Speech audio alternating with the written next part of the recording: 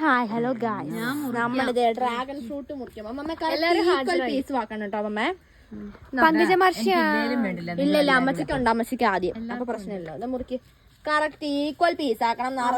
മുറിച്ചാൽ വല്ലതും പറ്റുമായിരുന്നാ? ഷോ ഇതെന്നാ കാണിക്കുന്നേ? അതെ എല്ലാം അമ്മ ചപ്പിളി ചുപ്പിളി ആക്കി കളയുന്നു. റെഡ് ആണല്ലോ, നമ്മൾ ഇതുവരെ വൈറ്റ് ആവേസ് കഴിച്ചിട്ടുള്ളൂ. Red first time. അന്നൊരു ദിവസം ഞാൻ കഷ്ണാക്കിയത് കൊണ്ടുവന്നില്ലേ? കഷ്ണാക്കിയതോ? ഞാൻ മറന്നുപോയി. എപ്പോഴും അങ്ങനെ ഒരു ഓർമ്മ കൊണ്ടുവന്നായിരുന്നടാ, ഞാൻ മറന്നുപോയി. അത് ഞങ്ങക്ക് നല്ല പീസ് എനിക്ക് തരും. അല്ല, സംഘത്തിലെല്ലാവർക്കും തിന്നാൻ വേണ്ടിട്ടേ പീസാക്കി കൊണ്ടുവന്ന് വെച്ചേ. അതെയോ?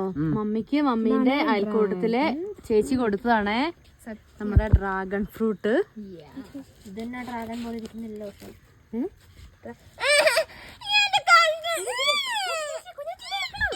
ഇതെടുത്തോ ആരെങ്കിലും? എന്താ വലിയത്? നല്ല കളറാ, എന്ത് രസാ.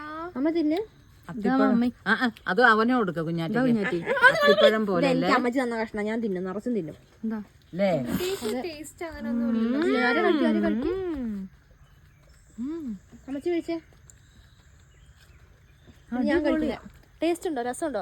വൈറ്റിന് ഒരു ടൈപ്പ് അല്ല, ഇതും പൈനാപ്പിൾ പോലെ ഇട്ടിട്ട് പഞ്ചസാര ഇടണം.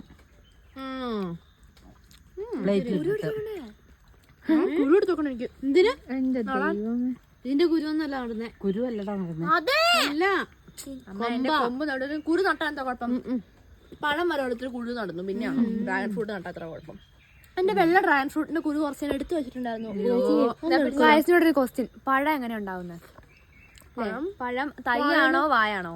കായാണോ? വാഴേന്റെ കുഞ്ഞ് കുഞ്ഞെന്തായാലും എങ്ങനെ ഉണ്ടാവും? അങ്ങനെ ചോദിച്ചാൽ എല്ലാം ഡൗട്ടാണ്. വായ അടക്കണ്ട, ഇപ്പൊ തന്നെ തീർന്നു.